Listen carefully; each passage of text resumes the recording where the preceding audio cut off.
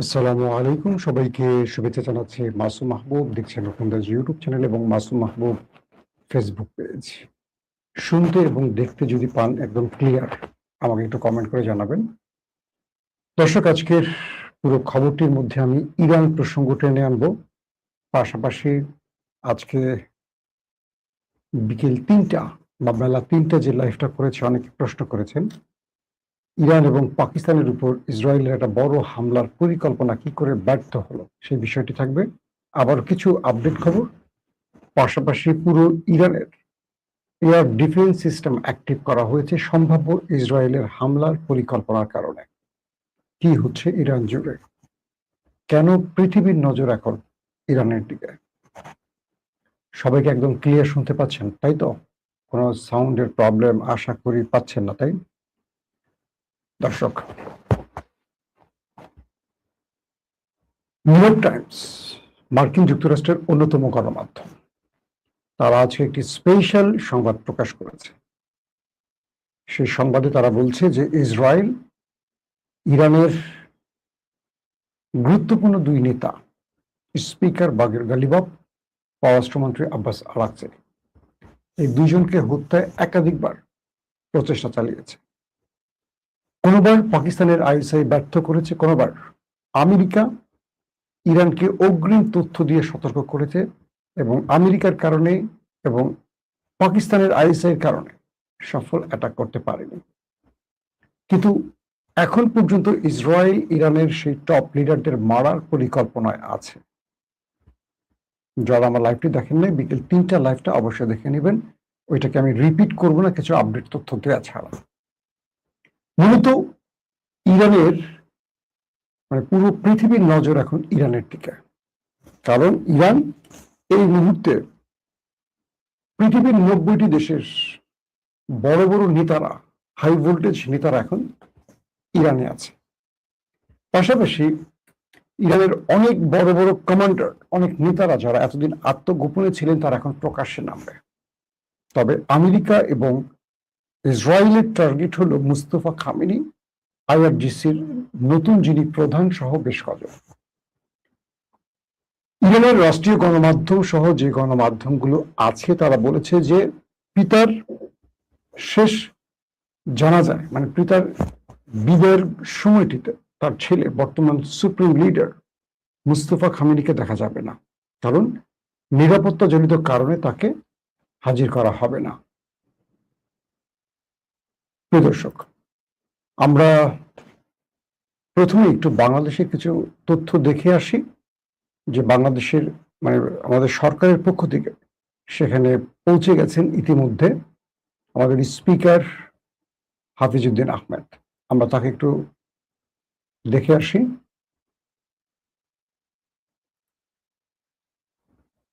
বাংলাদেশের সংসদের যিনি স্পিকার, তিনি শোক জানাতে ইরানের স্পিকার বাগের গালিবাফের সাথে বর্তমান সময় সবচেয়ে আলোচিত ব্যক্তি যে বাগের গালিবাফ, তাকে হত্যার জন্য ইসরায়েল হন্যে হয়ে পাগল হয়ে গেছে, সেই ব্যক্তির সাথে আমাদের বাংলাদেশের স্পিকার বর্তমান সময় সবচেয়ে আলোচিত একজন ব্যক্তি এবং পার্লামেন্টে তুমুল ঝড় তুলছেন, বা নিরপেক্ষতার যে প্রমাণ তিনি বারবার দিচ্ছেন, ক্রমান্বয়ে বাংলাদেশের সংসদ জনপ্রিয় হচ্ছে, যার কারণে সে হাফিজউদ্দিন আহমেদ, মুক্তিযোদ্ধা হাফিজউদ্দিন আহমেদ, তিনি ইরানের সেই আলোচিত স্পিকার বাগের গালিবাফের সাথে বৈঠক করছেন, এবং তিনি সেখানে শোক জানিয়েছেন বাংলাদেশের পক্ষ থেকে।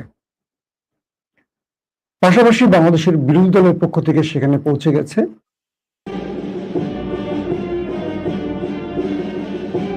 আমরা দেখতে পাচ্ছি একটি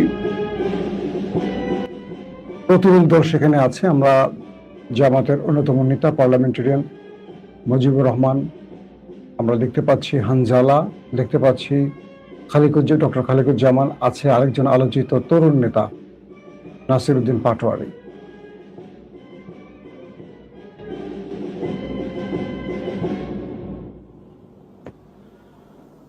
বিসমিল্লাহির রহমানির রহিম। ولا تحسبن الذين قتلوا في سبيل الله أمواتا بل أحياء عند ربهم يرزقون فرحين بما آتاهم الله من فضله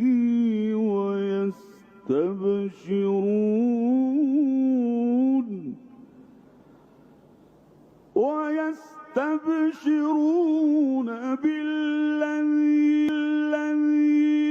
لم يلحقوا بهم من خلفهم ألا خوف عليهم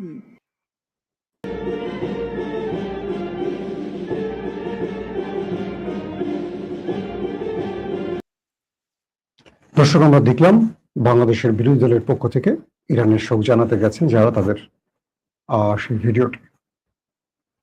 যে বিষয়গুলো এখন আলোচনায় আসছে সেটি হলো পুরো ইরানে 2 থেকে 2.5 কোটি মানুষ তাদের সর্বোচ্চ নেতা শাহাদাত বরণকারী ইরানের রাষ্ট্রের জন্য, ইসলামী প্রজাতন্ত্র ইরানের জন্য, যিনি সবচেয়ে বড় স্যাক্রিফাইস করেছেন, তার জীবন দিয়েছেন দেশটার জন্য, সেই আয়াতুল্লাহ আলী খামেনি জানা যায় 2 থেকে 2.5 কোটি মানুষের উপস্থিতি এখন হচ্ছে সেখানে।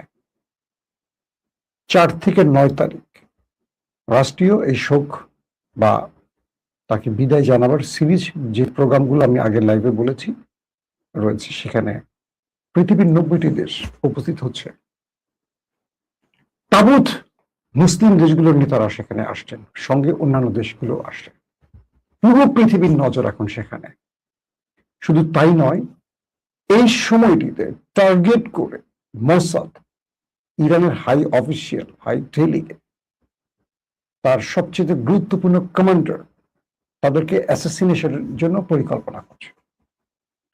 ইরানের কয়েকটি গণমাধ্যম বলছে, যেহেতু ইরান এই মুহূর্তে একটা বিশ্ব নেতাদের সবচেয়ে বড় মিলন মেলায় উপস্থিত হচ্ছে বা তৈরি হচ্ছে, তবে প্রত্যেকটি এয়ার ডিফেন্স অ্যাক্টিভ করা হয়েছে। পাশাপাশি ইরানের পক্ষ থেকে বলা হয়েছে, যদি শত্রুরা ইরানে কোনো প্রকার আক্রমণ করে, এটা হবে সেই দেশটির জন্য সর্বশেষ আক্রমণ।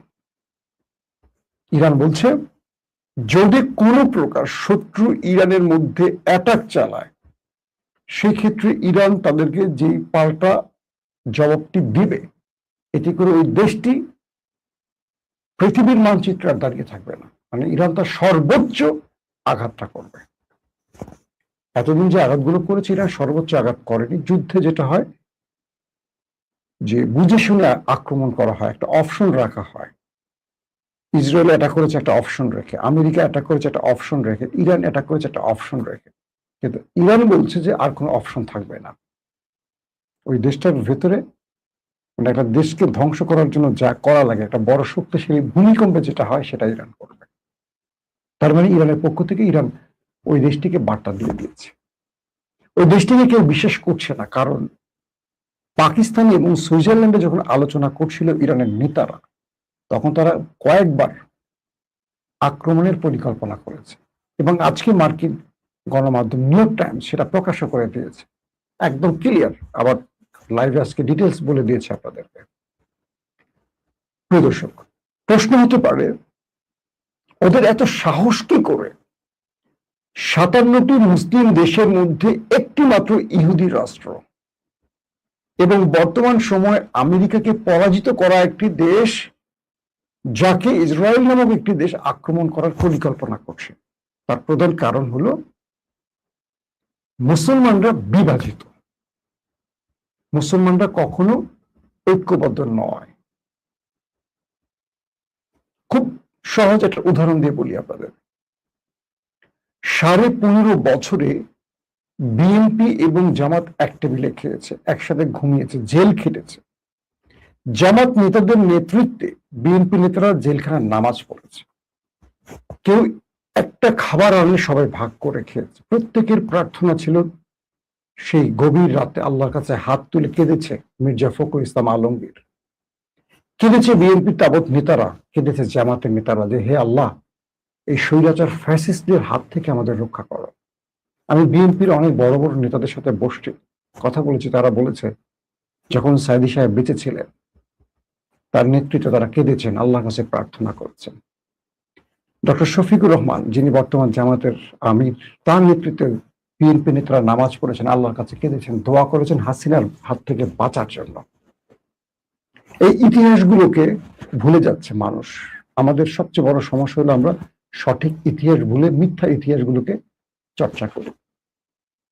বাংলাদেশের ছাত্র জনতা, কৃষক, মেহনতি শ্রমিক, সাধারণ মানুষ, দোকানদার, পথচারী, নারী, পুরুষ, শিশু হাজার হাজার সড়কে এসে জীবন দিয়ে হাসিনা থেকে দেশকে মুক্ত করেছে। আজকে আমরা দেখছি প্রকাশ্যে সেই দেশে শাওনের মতো নটিরা জুলাই সিআইডি লেখে, মানে চয়কার চু ডট ডট ডট দয়কার ডি। আজকে দেখছি বাংলাদেশের হাসিনা ফ্যাসিস্ট রেজিমের সাংবাদিকরা প্রকাশ্যে গলা উঁচু করে কথা বলছেন। আমরা কিন্তু বলতে পারিনি হাসিনার আমলে, যখন বলছি আমাদের উপর একটার পর একটা ঝামেলা আসছে, দেশ ছাড়িয়ে দিয়েছে, আমাদেরকে দেশ থেকে বের করে দিয়েছে, চাকরি থেকে বের করে দিয়েছে, দেশে ঢুকতে দেয়নি, নানান রকম হয়রানি হয়েছে। আজও ইলিয়াস আসতে পারেনি, কনক সরোর আসতে পারেনি, পিনাকি ভট্টাচার্য আসতে পারেনি। সেই দেশে নতুন স্বাধীনতার পর হাসিনার ফ্যাসিস্ট গলাবাজ সাংবাদিকরা, সোমারা, মঞ্জুর আলম পান্নারা, আনিস আলমগীরা গলা উঁচু করে কথা বলছে, আর আমরা গলা নিচু করে ফেলতেছি, কারণ মিডিয়াটা আবার ওদের দখলে চলে গেছে। সবচেয়ে দুঃখজনক যে ব্যাপার সেটি হলো বিএনপি একটি গ্রুপ জুলাইকে অন করে না, একটি গ্রুপ অন করলেও গলা উঁচু করে বলতে পারে না। বিএনপি মনে করে জুলাই যদি একটা স্তম্ভ হয় বা জুলাই যদি একটা রূপ হয়, ৭১ হারিয়ে যাবে। ৭১ বাঁচাতে হলে জুলাইকে ডাউন করতে হবে। অথচ এই জুলাই দিয়ে বিএনপি ক্ষমতা বসছে। এই ৭১-এর চেতনাকে হাসিনা পচিয়ে গলিয়ে নষ্ট করে দিয়ে গেছে। সেই পচা গলা নষ্ট ইস্যুটিকে বিএনপি আঁকড়ে ধরছে। অথচ ৭১ আমাদের মহান স্বাধীনতা, এটাকে বিক্রি করেছে আওয়ামী লীগ। আজকে দেখবেন তারা আবার সেই ৭১ দিয়ে আওয়ামী লীগের ভেতর তারা ফিরে আসার চেষ্টা করছে। তারা ২৪কে সিআইডি লেখে, অথচ সরকার নীরব। অল্প কিছু মুখ জেগে উঠছে আওয়ামী লীগের, তাদের সাহসে আস্তে আস্তে মুখের সংখ্যা বাড়ছে। আমরা দেখছি সোশ্যাল মিডিয়াতে প্রকাশ্যে কথা বলছে তারা। এর চেয়ে নির্লজ্জ জাতি এই পৃথিবীতে আসতে পারে না। যারা আওয়ামী লীগের দালালি করছেন আর ডক্টর ইউনূসকে মির্জাফর বা তাদেরকে গালি দিচ্ছেন, তারা কিন্তু বিএনপিকে জামাতকে গালি দিচ্ছেন। ইউনূসের এখানে যে ভূমিকাটি, ইউনূস তো আন্দোলন করেননি, সরকার পতন করেননি, তিনি একটা অন্তর্বর্তীকালীন সরকারে ছিলেন এবং বিএনপিকে ক্ষমতা বসিয়ে দিয়ে গেছেন ইউনূস, নিজের হাত ধরে ক্ষমতা বসিয়ে দিয়ে গেছেন, কারণ তার অ্যাডভাইজাররা বিএনপিকে বিজয়ের জন্য খেলছেন, সবাই জানে এটা। কিন্তু বিএনপি চুপ যখন ইউনূসকে গালি দেওয়া হয়। বিএনপি ইউনূসকে অন করতে চায় না, ক্ষমতা নিয়েছে ইউনূসের কাছ থেকে, সুবিধা নিয়েছে। তো বিএনপিকে মনে রাখতে হবে, এই যে নতুন প্রজন্ম আছে তারা এগুলো মনে রাখছে, আমরা মনে রাখছি। আমরা বিএনপিকে ভালোবেসে বিএনপির এই কাজগুলো সমালোচনা করছি মানে কি? আমার মতো মানুষ সমালোচনা করছে মানে কি? অগণিত মানুষ এখন বিএনপির এই কাজগুলোকে পছন্দ করতে পারছে না, যারা গণভোটের মতো মানুষের যে অধিকার সেটাকে প্রতিষ্ঠা করছে না, গণভোটের গলা চিপে ধরেছে, যারা ভোটের আগে বলেছিল এক কথা, ভোটের পরে পুরো উল্টা রিভার্স জাতির সাথে প্রতারণা করেছে, তাদের সে মাসুল নিতে হবে, আজকেও আর কালকে নিতে হবেই। আওয়ামী লীগ নিয়েছে না ১৫.৫ বছর পরেও নিতে হবেই। কখন নিবে সেটা সময় বলে দেবে। আমি কেন এই কথাগুলো আসছি ইরানের প্রসঙ্গ থেকে? একটা বিশ্বাসঘাতক জাতি কখনো দাঁড়াতে পারে না, একটা বিশ্বাসঘাতক জাতি কখনো তাদের অস্তিত্ব টিকিয়ে রাখতে পারে না। বর্গীরা বারবার হানা দেয়। ৫৪ বছর বাংলাদেশ কখনো পাকিস্তানের কখনো ভারতের দালালি করে গেছে, আর মাঝখান থেকে আমেরিকা ছড়িয়ে গড়িয়েছে। এই স্বাধীন বাংলাদেশকে স্বাধীন বলতে এখন আমাদের লজ্জা লাগে। সরকার আসে, সরকার চলে যায়, কিন্তু প্রতিটা সরকার কেউ না কেউ বসায় তাকে পুতুলের মতো নেপথ্য থেকে খেলে তাকে নিয়ে।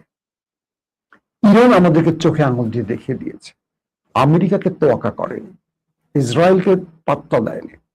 এক আমেরিকার মতো বিশ্বের শক্তিকে চ্যালেঞ্জ জানিয়ে 100 দিনের অধিক সময় লড়াই চালিয়ে ইরান তার বিজয় ছিনিয়ে এনে প্রমাণ করেছে শক্তিশালী আর বড় হলে বিজয় আসে না, বিজয়ের জন্য সবচেয়ে বড় পরিকল্পনাকারী মহান আল্লাহর সাহায্যের প্রয়োজন আছে। আল্লাহ রাসূল বলেছেন, বিজয় আল্লাহ দেন, মানুষ বিজয় ছিনিয়ে আনতে পারে না। জুলাইতে বিজয়টা দিয়েছে আল্লাহ আমাদের, আর সেই জুলাইকে এখন পদে পদে অপমান করা হচ্ছে। প্রত্যেকটি গণমাধ্যম জুলাইকে এখন আঘাত করে কথা বলছে। জুলাই নেই বাংলাদেশে, আর হারিয়ে গেছে। 1-2 বছরের মাথায় জুলাইকে আর খুঁজে পাওয়া যাচ্ছে না। জুলাই যারা এই লড়াকু সৈনিক ছিল, জুলাই যারা মুক্তিযোদ্ধা ছিল, তাদেরকে মারধর করা হচ্ছে, জেলে ঢুকানো হচ্ছে, তাদেরকে অপবাদ দেওয়া হচ্ছে, তাদের ক্যারেক্টার অ্যাসাসিনেশন করছে আমাদের গণমাধ্যমগুলো। সেই বসুন্ধরা যারা আওয়ামী লীগের সবচেয়ে বড় সুবিধাভোগী, তারা এখন 80 দিনে, আমি সেদিন একটি গণমাধ্যমে দেখলাম আমার দেশে, হাসনাত আব্দুল্লাহকে নিয়ে একটি প্রতিষ্ঠান, বসুন্ধরার যে 5টি গণমাধ্যম আছে, 800-র উপরে নিউজ করেছে এক হাসনাত আব্দুল্লাহকে নিয়ে, 800-র উপর। সেই বসুন্ধরা এখন টিকে আছে। কি করে টিকে আছে? যারা হাসিনাকে টিকিয়ে রেখেছে। এই বিএনপি ক্ষমতায় আসার পর তার চরিত্র একরকম দেখায়, বিরোধী দলে থাকলে তাদের চরিত্র একরকম দেখি আমরা। এটা দেখতে চাই না। জুলাইয়ের প্রতিটি চেতনা, বিএনপি, জামাত, এনসিপি, আগামী দিন তারা যদি সত্যিকার অর্থে দেশ রক্ষায় এক থাকতে পারে, আওয়ামী লীগ এই দেশে দাঁড়াতে পারবে না। আর যদি এদের ঘুম ধরে যায় অন্তরে, আবার আওয়ামী লীগ আসবে, আবার বিএনপি পালাবে, আবার জামাত পালাবে, এনসিপি পালাবে। কারণ বিশ্বাসঘাতক জাতির জন্য আল্লাহ এটাই করে। আসি ইরানের খবরে। সেই ইরানের ভেতরে এত বড় ম্যাসিভ প্ল্যান করছে, আবার ইরান সেটাকে ভেস্তে দিচ্ছে।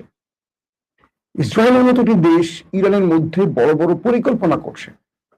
দেখছেন আপনারা, সুপ্রিম লিডারকে একদিনে প্রথম অ্যাটাকে মেরে ফেলেছে। অনেক বিশ্বাসঘাতক দেশটির ভেতরে ছিল। আইআরজিসি প্রধান, গোয়েন্দা প্রধান, বিমান বাহিনীর প্রধান, পরমাণু বিজ্ঞানীরা একের পর এক মারা গেছে। 2 দফা অ্যাটাকে, প্রথম 12 দিনের যুদ্ধে প্রথম অ্যাটাকেই গুরুত্বপূর্ণ 30-40 জন মারা গেল। দ্বিতীয় দফা 100 দিনের লড়াইতে 40 দিন যে প্রথম যুদ্ধটা হলো, প্রথম দিনে আয়াতুল্লাহ আলী খামেনি মারা গেল। কে আয়াতুল্লাহ আলী খামেনির অবস্থান বলে দিল? পুরো ভেতরে বিশ্বাসঘাতক। এই মুসলিম ইতিহাসের বিশ্বাসঘাতকরা মুসলমানদের পরাজিত করছে। কিন্তু ইসরায়েলের মতো একটা ছোট্ট দেশ, 1 কোটি বা 1 কোটি 20 লক্ষ ইহুদি, ছোট্ট একটা ইসরায়েল, যেটা ইরানের কাছে একটা হাতের মুঠো, পুরো পৃথিবীকে নাড়িয়ে দিচ্ছে তারা। আর আমরা বিশ্বাসঘাতকরা, আরবের বিশ্বাসঘাতকরা, মুসলিম বিশ্বাসঘাতকরা, তাদের থেকে সুবিধা পাওয়ার আশায় আমরা তাদের কাছে আমাদের মাথাটা বিক্রি করে দিচ্ছি। পুরো ইরান আজকে পৃথিবীর চোখে, পুরো পৃথিবী দেখছে, পৃথিবীর ইতিহাস সৃষ্টি করছে ইরান। 2 থেকে 2.5 কোটি মানুষ একজন ব্যক্তির জানাজায় উপস্থিত হবে, যাকে রেজিম চেঞ্জের মাধ্যমে আমেরিকা, ইসরায়েল সরাতে চেয়েছিল। যে দেশের মানুষ তার বুক আগলে দিয়ে সে নেতাকে বাঁচাতে চেয়েছিল। আমেরিকা, ইসরায়েলের মতো বিশ্ব শক্তির বিরুদ্ধে যে দেশের মানুষ নাম লিখিয়েছিল যুদ্ধের জন্য, 1 কোটির উপর মানুষ, সেই দেশকে হারাতে পারে না কেউ। ইরান সেটা প্রমাণ করেছে।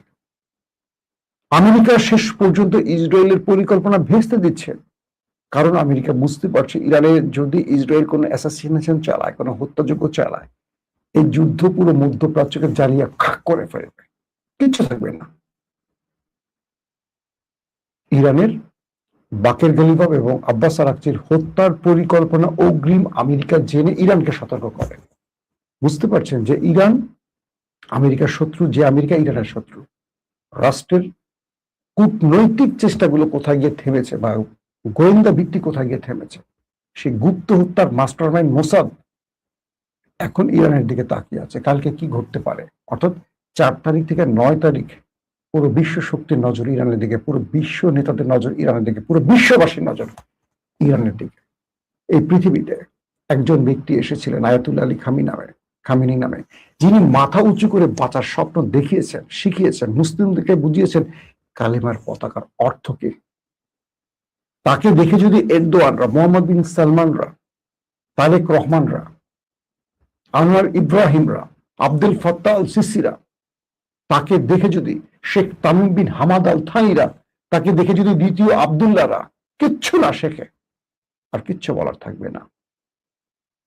আমি বিশ্বাস করি এই সময়টি, এই যে মুসলিম বিশ্ব নেতারা, 90টি দেশের নেতারা এবং 57টি মুসলিম দেশের প্রতিনিধিরা একটি দেশে একসাথে উপস্থিত হচ্ছে, এখান থেকে পৃথিবীকে একটি বার্তা দেওয়ার সুযোগ এসছে যে মুসলমানরা এক হচ্ছে।